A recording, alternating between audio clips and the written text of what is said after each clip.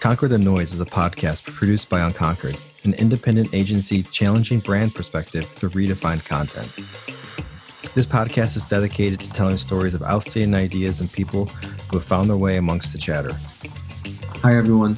This is Jonathan Hansen, Chief Creative Officer at Unconquered, and I'm your host of Cultivating Purpose and Passion in Business. Thank you so much for tuning to our 15th episode of Conquering the Noise, and I really hope it's been an informative, inspiring podcast as you think about your business, self, and how it all rolls into creating a more purposeful and sustainable future. I would love to hear from you, so please head on over to the Apple Podcast app and leave a review. You can also email me at j@weareunconquered.co. It takes less than a minute and it means the world. Today, we're speaking with Taylor and Hannah Franco, founders of Époque Evolution.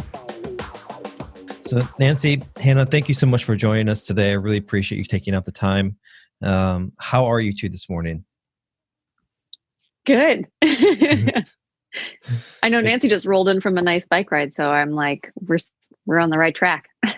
Yeah, I had to clear my head with everything that's going on in the world today, so it was good. It's good to start out the bike ride. Exercise is one of those things that is just, it's so wonderful for that. I have to say, for my resolutions that I've set, I have not been sticking to them.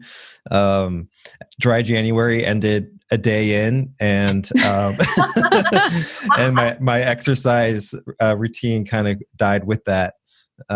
What else do you guys do to kind of keep your head straight? I know you're in startup world. I guess anytime you're running a business, truthfully, it's kind of hectic, but especially in the early years.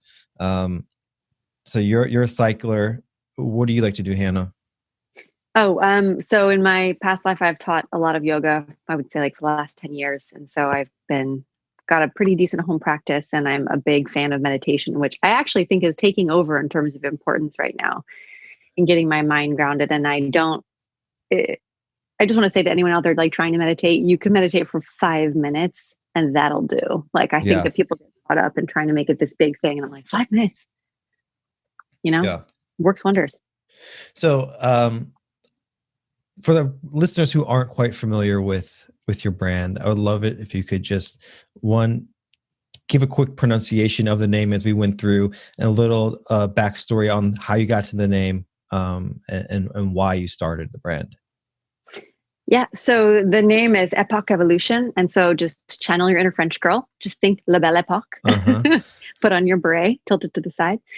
And then the origin of the name came from, the conversations we were having about sustainability and the foundation of our brand. And we, found the word epoque and realized that, it means a moment in time. And this moment in time needs change, hence evolution. So a moment in time to change. So here we are, always evolving.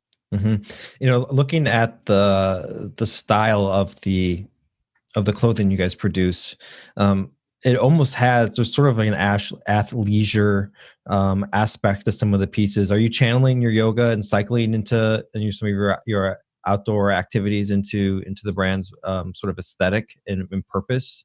Absolutely. Like comfort was king in our lives, but we love fashion. Yeah. And we love the style of everything. And what we really realized is that, fashion and high fashion is just not comfortable. And what was happening in the active apparel space and the innovation of fabrics was everyone from fashion was coming down into that world, but no one from that world was going up into fashion.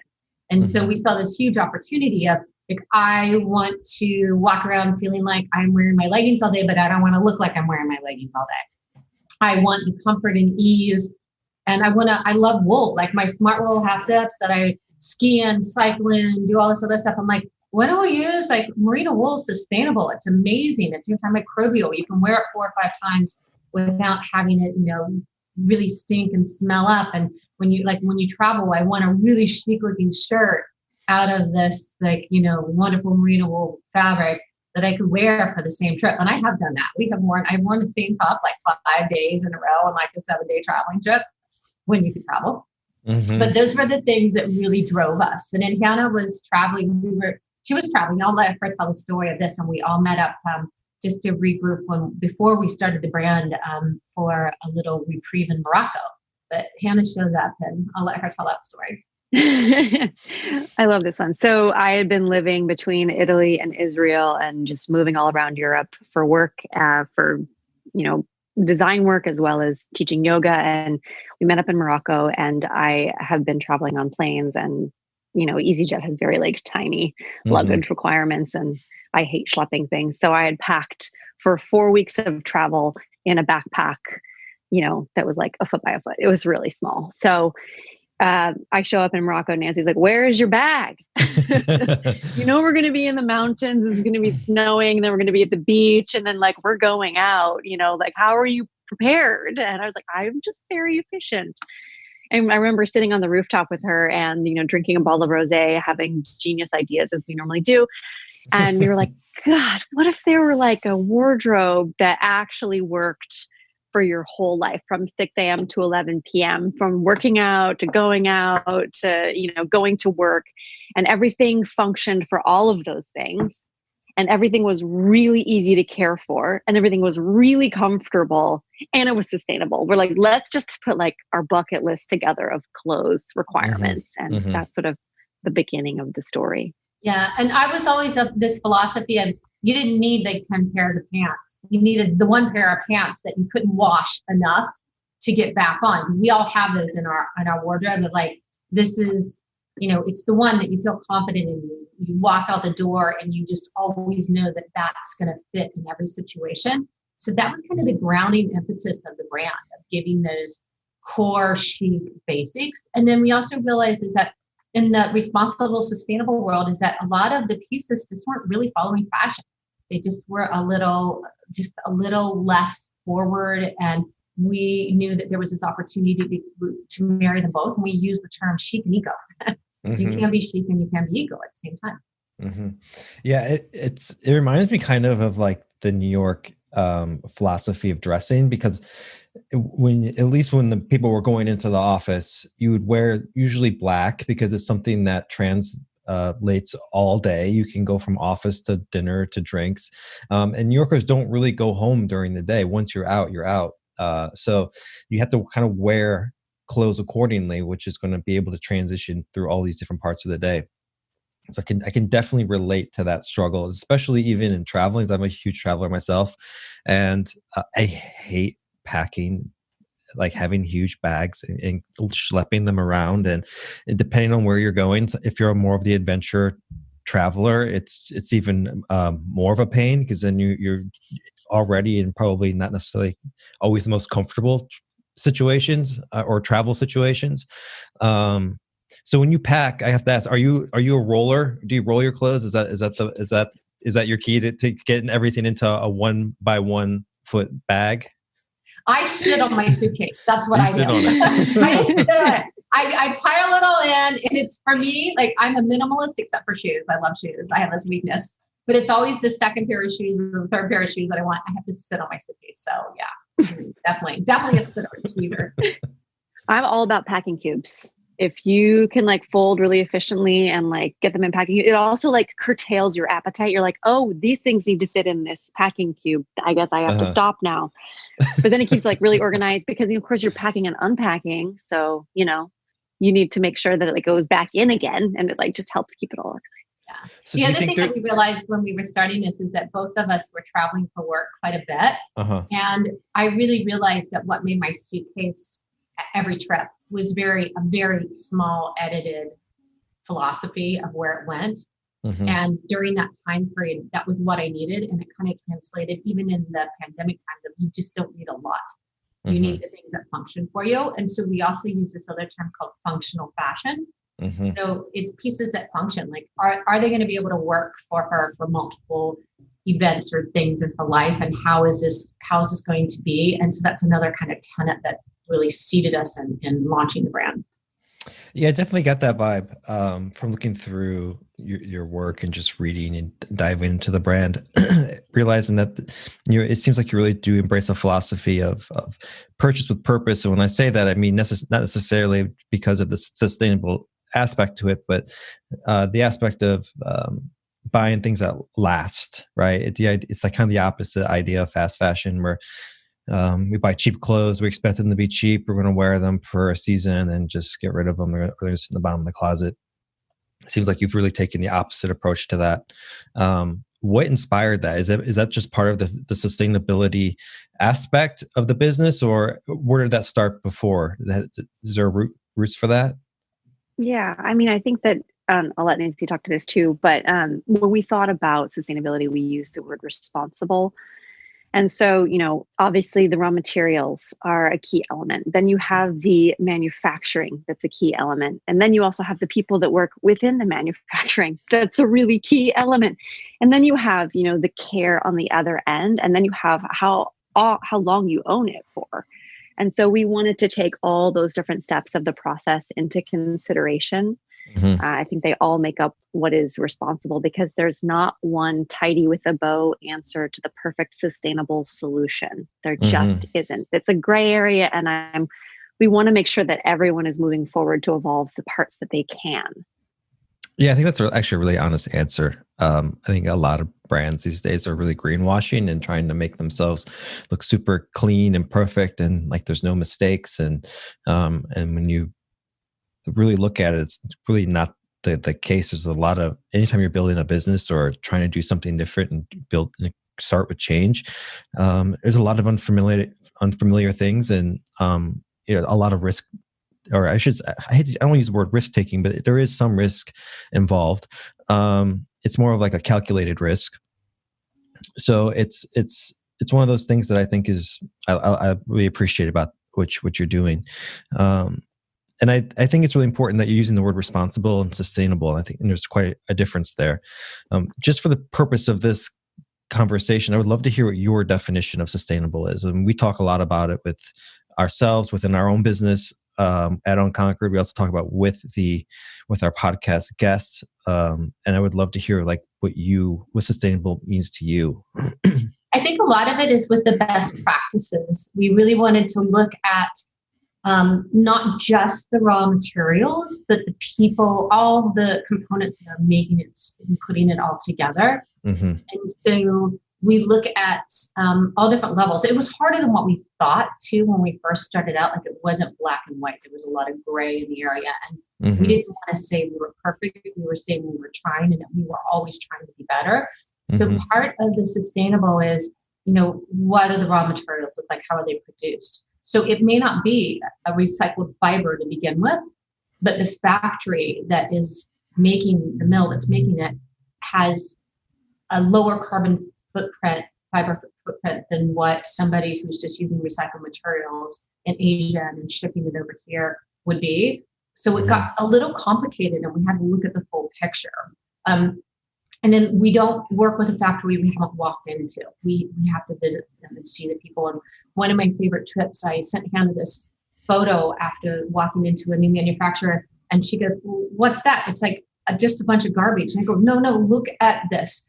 This is where they are. They literally will recycle the paper pieces from the pattern away from the fibers, and they all get reused and put back into it. It was much easier to sweep up the pile and just throw it away. But they would separate those and make sure that it was back in the system. And those are the partners that we work with.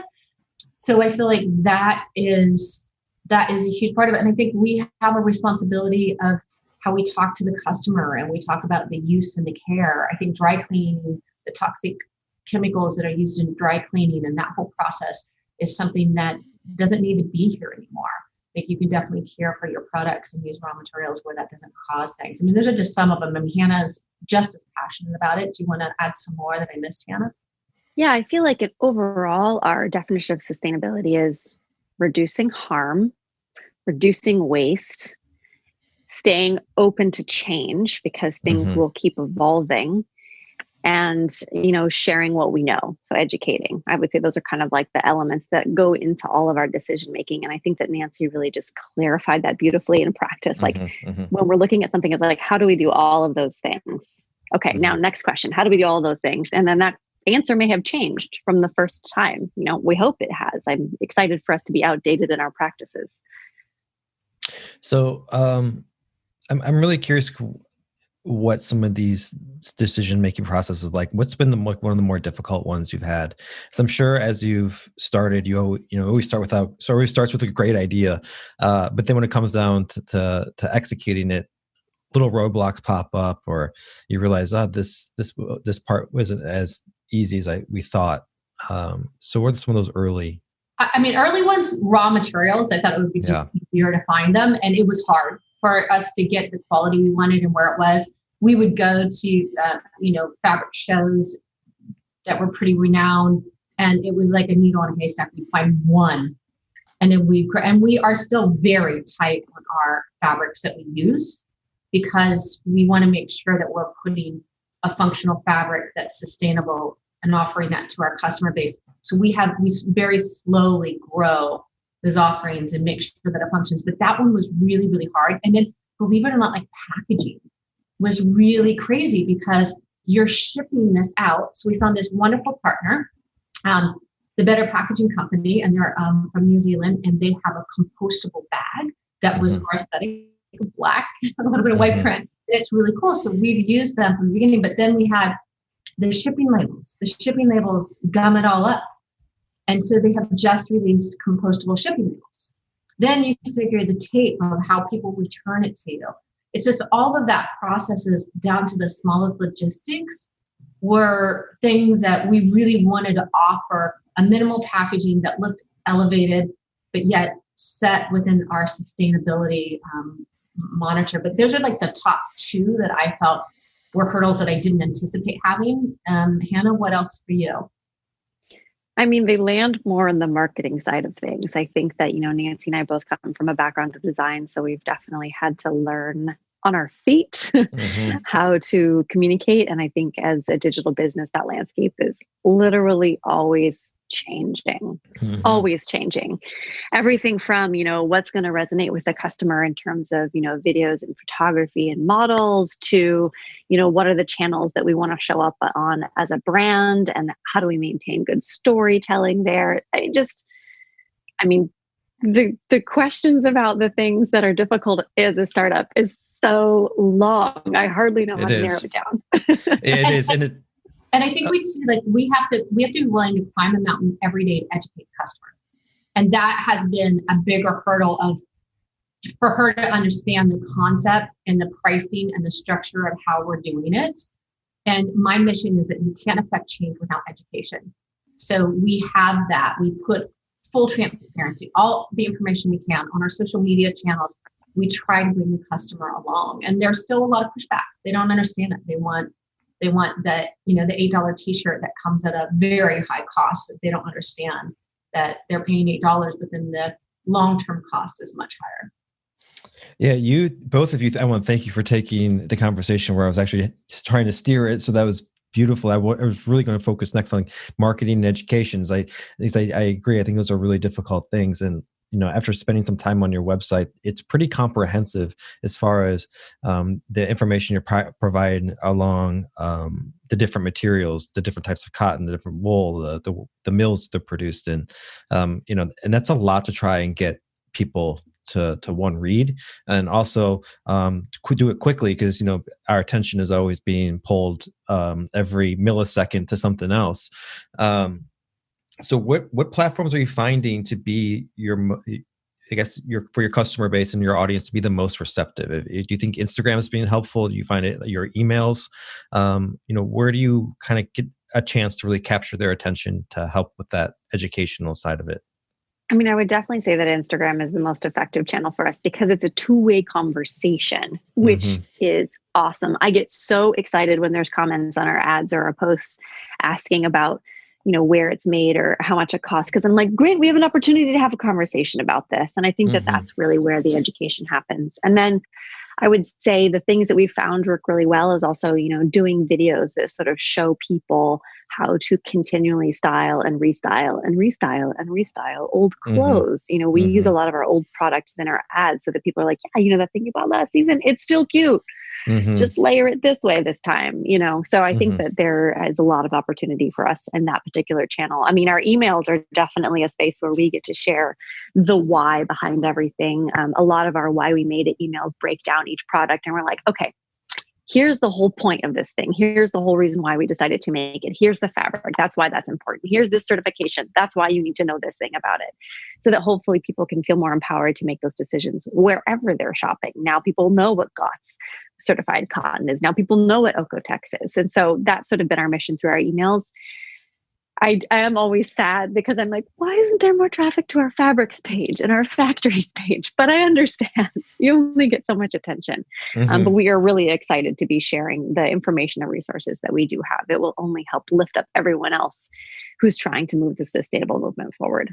But I think the partners that we picked too, like their passion around their facilities and how they are sustainability is amazing. Like they get so excited to share their visions with us. And then we had one of our main factories just move to a new facility, and how they build it was unbelievable with, solar power and a lot of wastewater management, all of that go into it. And it's exciting to share that vision with our customers as well. Yeah, I definitely think sometimes it's really an information architecture that can help get if you're trying to get other pages more attention, more eyes, at least on the website. Just throwing that out there as someone who works a lot on that side, and also just making sure a lot of your content can link back to that page. And I think you also touched on a really great point, which is certifications, which is really, I think, like one of those things that the proof's in the pudding there, more or less. What kind of certifications are you going after? Do you have any specifically for the brand, or are you more or less looking for the sort of materials you're sourcing are certified?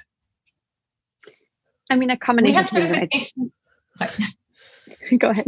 I'll just go high level, then I'll try to see that. We have certifications from both the factories they work with and their mills.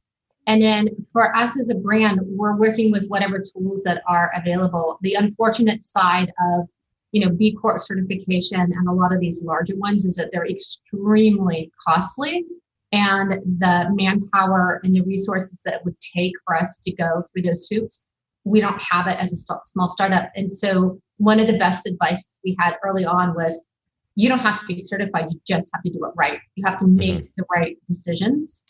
And so for our brand as a whole, we choose our partners. And if we have somebody that can calculate some of our usage, which we've had periodically along the way on certain products, it's been amazing. But we're just doing it right. Like we're choosing to do it right.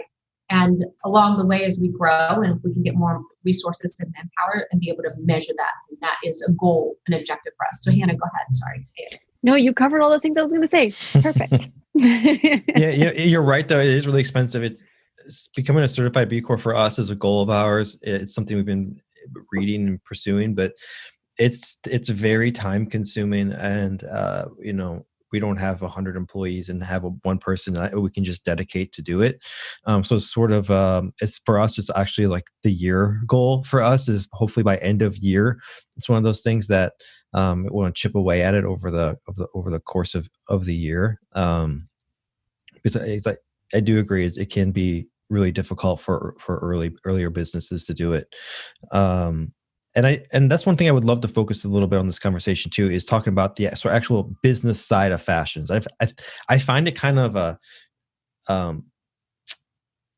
mysterious beast in some ways because of previous years, and I know things are starting to change with seasonality. Then there's inventory, and then there's cash flow, and managing all that and making sure you have enough money to get the next season out or the next collection.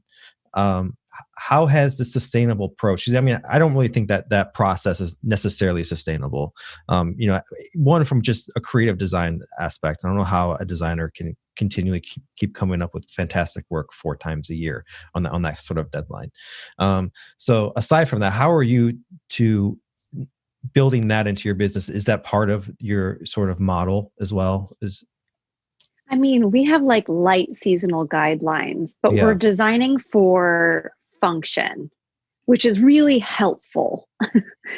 Less for fashion. I mean, we take that into consideration, but things need to be functional. So weather requires different performance. And so we have that influence our design work for sure. And activities that are taking place in different weather conditions influence that as well. So I would say that those types of things are important to us in terms of seasonality. But we've definitely focused a lot on, bringing things in that we think will make a difference in your wardrobe for real. And we test things. This was Nancy's genius idea. I'll let you speak to it. Yeah. So there's two approaches that we do that get away from the huge inventory buys, which I think is a problem for all of fashion right now, and especially with the pandemic. And that is going to shift. So these huge fashion dumps of not knowing what it was and the big buys that you have to get in front of the customer, and then the wastage stuff that doesn't get sold is a problem in our industry overall. So the beauty about retraining the customer and the direct customer approach is that there's no store that you have to put 200 SKUs in to fill up. We can flow the product at a different cadence. We can release new product in July if we feel the customer wants it. When everything else is on sale, it could be new, and it's a different flow. So we don't have to get into these huge risky buys. The two things that we've been able to do efficiently to help us with cash flow, and I think just again, not getting an inventory that the customer doesn't want or doesn't sell, is that we test things. So whenever we release a new product, we will do a small run. We'll talk with our factories. We get their buy-in, and they say, this is a test. We really think the customer is going to want it. But we may only release like 100 or 150 pieces of it. We're not going to do a big buy. So we're going to put it out there. We're going to see what the customer is. And sometimes we don't get the product right. Like we know it's a good idea, but there was something not quite right about the fit or whatever it was. It gives us time to adjust. So we're not get feedback with 1,000 units. It's great. And then the other thing that we do is that we pre-sell. So if we have a product, we relaunch it 2 or 3 weeks early, and we pre-sell it before it comes in, which allows us to have a better cash flow situation. So sometimes we can, from a business point of view, we can have some of our landed costs paid for ahead of time. Plus, it gives us a read on whether the customer really wants it. And if the customer really wants it and there's this big appetite, it gives us time to get back into a program with a lower risk. So those two scenarios from a business perspective versus where we came from before has enabled us to not be stuck on inventory that the customer doesn't want. Because that's the worst thing. It ties up your cash, it ties up your capital, and it's against everything that we believe in. And so far, and we're young, but we have had very little product that we haven't been able to sell that the customer just doesn't want. That it hasn't happened to us. We've been very fortunate that way. It almost sounds, I think it's a great idea, the testing idea, but part of me is really curious to how, I guess price incentive comes in from the people you're buying your materials from, or who are making the clothing. Often you buy more, it's going to be cheaper to produce, correct? So when you're testing it, I understand there's definitely a calculated risk there in that.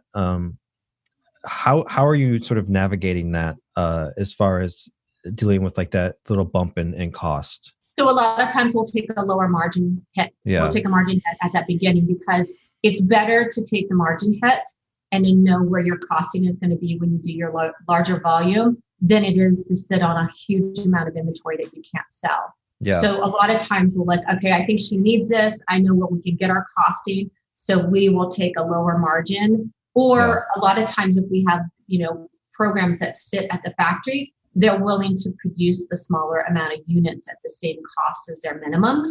We also, we choose on purpose to work with partners where the minimums are not high.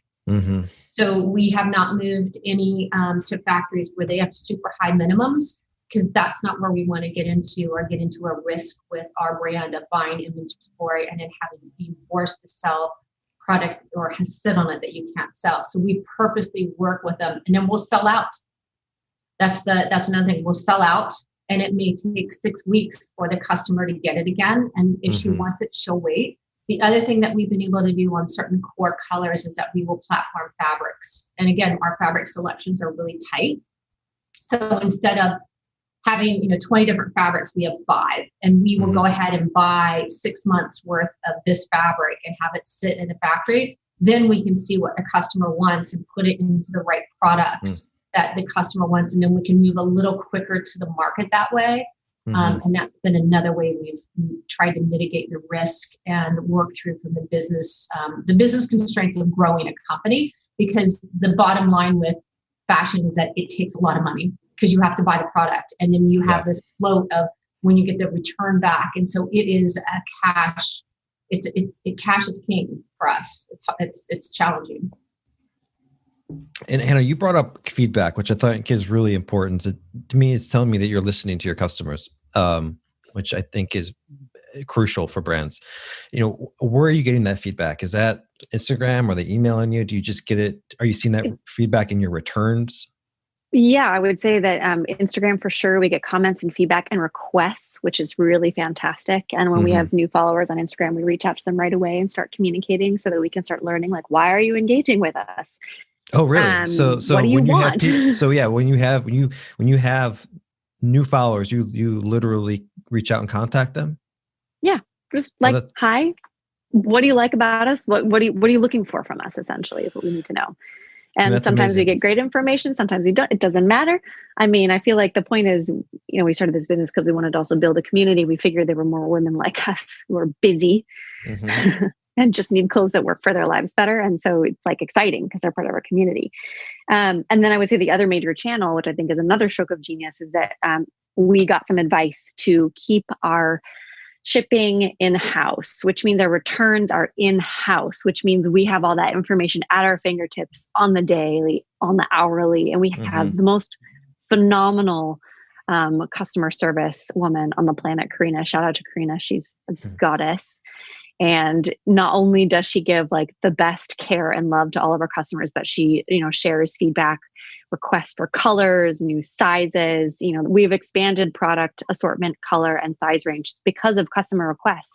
And that is what we're looking for. We just want to know what people are wanting from us. And then, we'll often like tease product launches, and our pre-order program helps us understand, what is she liking about it?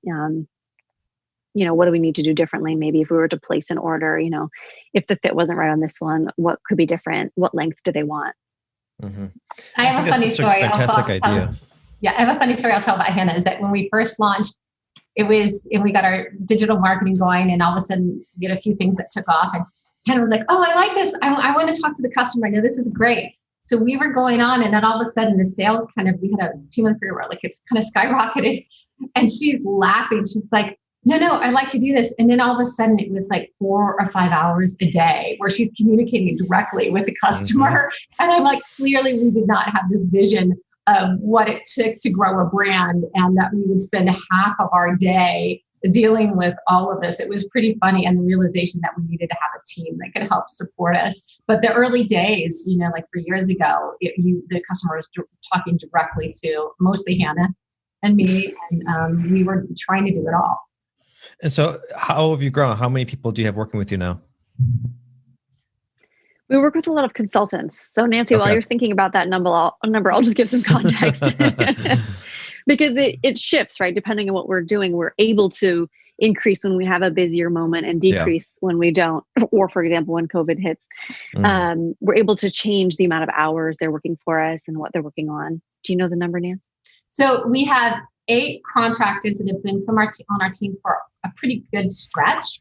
And I have to say, my shout out is that a lot of them are moms, and they can fluctuate their hours and they can work virtually. Some of our team we have never met. We worked with for like 4 years, and it's been Zoom conferences. They sit wherever they live.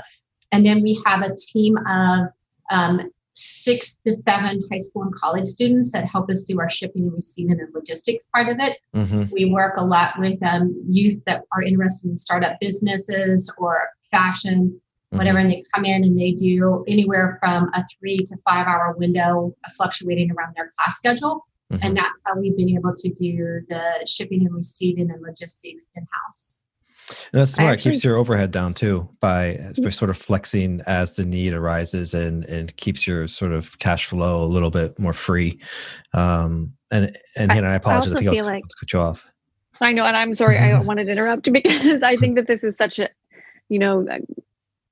because we're small and because we operate like this, it also allows us not to let people go because of economic situations, 100%. for example, like COVID. And so we're really grateful that we were able to keep people employed, but still work within a framework that was reasonable for our company. And so I'm just like, I'm so glad that we weren't in a position where we had to do like, layoffs, furloughs. layoffs. Yeah, it's terrible.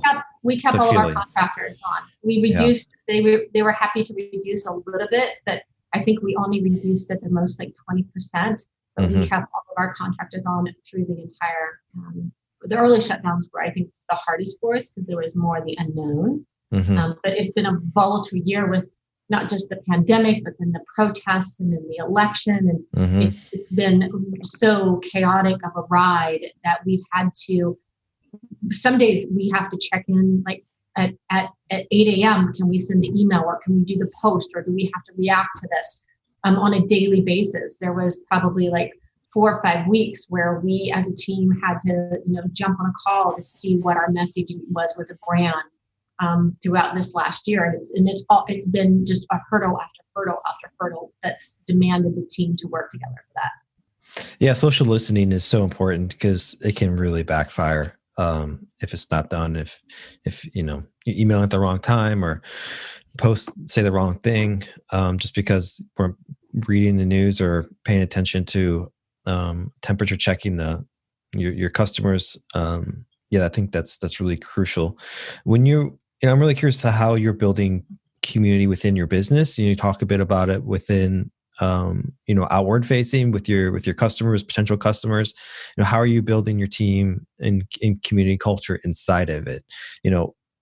We're hiring now, and this is something we talk about a lot. Is like, what's the onboarding process? Like, how do we find people that fit within our organization and not necessarily have the same mindsets? I think having diversity in thinking is great, but are they going to play well? Are we going to play well together? Do they have the same values? So I'm really curious to how you're navigating that as you work with different consultants and contractors, and if you have any sort of unique proprietary things you've instilled in your business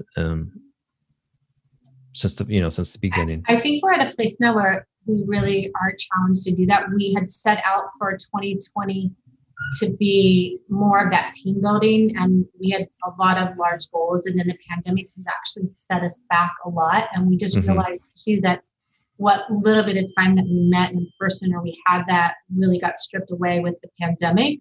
And we recently have been talking even through the holidays of like doing a Zoom with everyone that works with us, because we have so many people that have never met other people. And then everyone's burned out. So it wasn't appropriate back then, but moving forward, those are things that we're looking at. We have kind of a brand. Hannah does an amazing job, and I'll turn this over to her, but for each seasonality or each time we have a mission, we do in 2 different groups, everyone on our team, but you can talk to that meeting because I think that's important for them to understand the messaging for the brand. Yeah, I mean, I think that overall, just in terms of what we consider when we're hiring, is that we are a startup. And in order to do startup work, you have to be comfortable with change, and you need to be comfortable with wearing lots of hats. And so I think just in terms of like good fit, like that's like the number one thing that we take into consideration.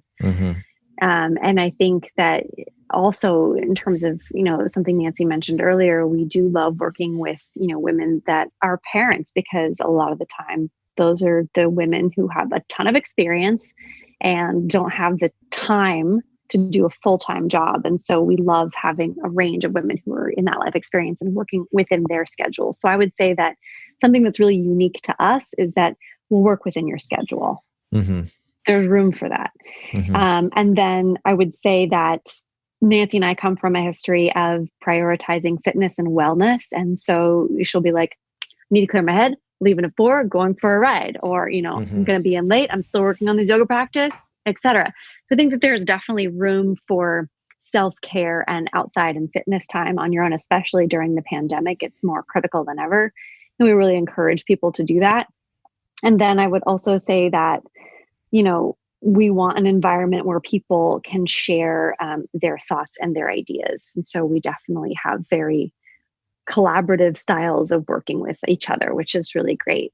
But there's, like Nancy said, there's so much more that we want to do in terms of team building that's been interesting because we do have so many people who work remote in different places across the country. So we're still getting creative about how to effectively do that. A fun story about one of our main primary investors who was on our board. She's this badass Ironman triathlete, crazy. Mm-hmm. And some people go out for golf dates. She tags me for hill repeats and bike rides is how we catch up. And we usually do that like once every 3 to 4 weeks. Like we'll just go out on a 3-hour bike ride at like, 1 in the afternoon. So that's our golf date. It's awesome. 3-hour bike ride. You must be in amazing shape. I think I would keel over in 3 hours. That's impressive, especially the hills of San Francisco. Yeah, especially when you're doing hill repeats with like this insane Ironman triathlete. She kicks my butt every time. Wow. But it's awesome. It's like, those are the things that are really great. And Hannah teaches a lot of yoga and has been gifting community classes out from our brand. And that, I think, is just an amazing gift to give as well.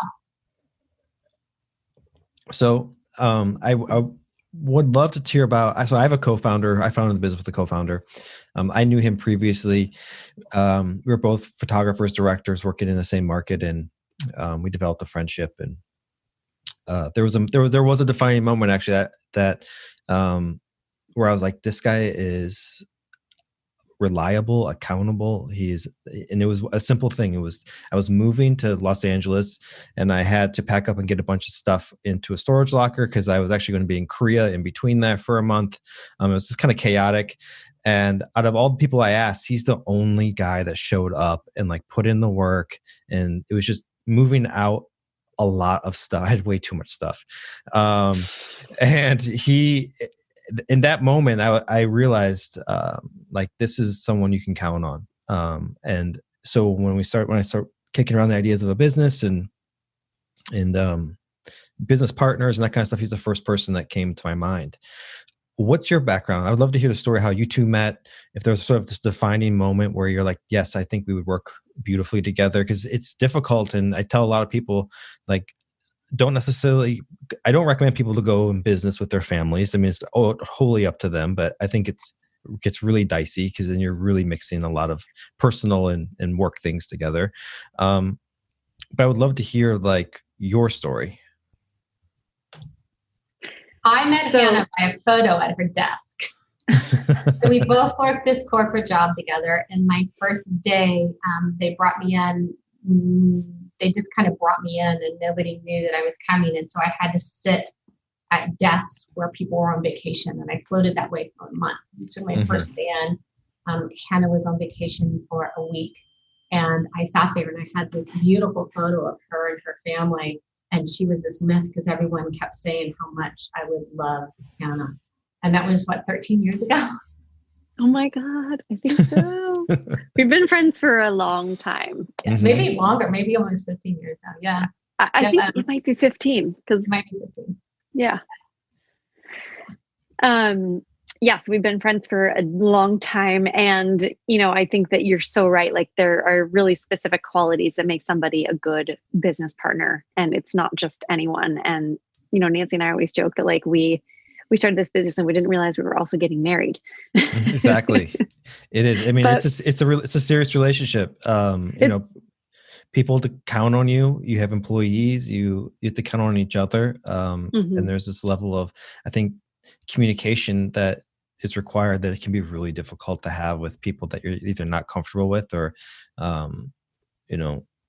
ones where that it just hasn't even been established on the best way to communicate. How does that person receive what I have to say in their best way, and I'm curious if you have any advice for people who are out there with business partners or thinking of having a business partner. Yeah. Well, I mean, oh my God, I couldn't do this without you, Nancy. I love you literally to the moon and back. The amount of respect I have for what you do is like unspeakable.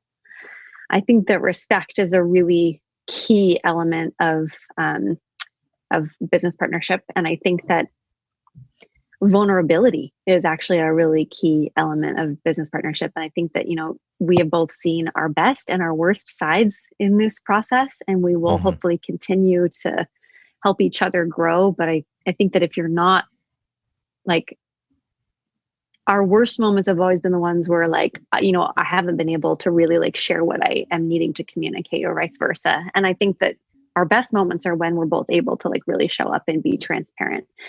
So I would just say like, I'm a big believer in business partners. And I also feel like you just got to be a really amazing communicator, and like, don't be afraid to get support in becoming that amazing communicator. It helps every other aspect of your life. And just thank you for being my business partner, Nance. I couldn't imagine doing this journey alone, because it's so hard. Like the brick walls and the hurdles every day. And so to have a partner that shows up or you can talk through those hurdles is huge. But I also feel like where we get into trouble is when we lead from fear. So I think you have to lead from love first and let the fear go away, because that is the worst part of the business and growing it. And you can't come from a fear base of failing. You just have to come with this love of your mission and your brand and your partner, and take it day by day as it goes. And then the other part is be willing to get help. Like when you have hurdles and people outside and coaching and, better ways of communication, we all have the ability to learn. And I think that this starting a business and being in the rawness of it all forces that part of it. Forces that part, and the ability to learn is amazing. So don't be afraid of that, and don't be afraid to fail. Well, I think that was really beautifully said. And I want to end it here, because I think I would love just to end on such a positive note between the two of you. And I think, one, thank you for sharing, and thanks for sharing the vulnerability, Hannah, and saying something as nice as that was to Nancy. And thank you both for coming on the show and sharing your knowledge and your journey. And I'm really excited to see how you two progress and build this business. I think there's a lot of great things coming for you. Thank you. Thanks for having us. Yeah, thanks for the time. And there you have it, everyone. Nancy Taylor and Hannah Franco from Epoque Evolution. Thank you so much, everyone, for tuning in. Please shoot me an email, j@weareunconquered.co, if you have anything you want to hear specifically. You can also head on over to the Apple Podcast app and leave a review. Until next time, this is Jonathan Hansen.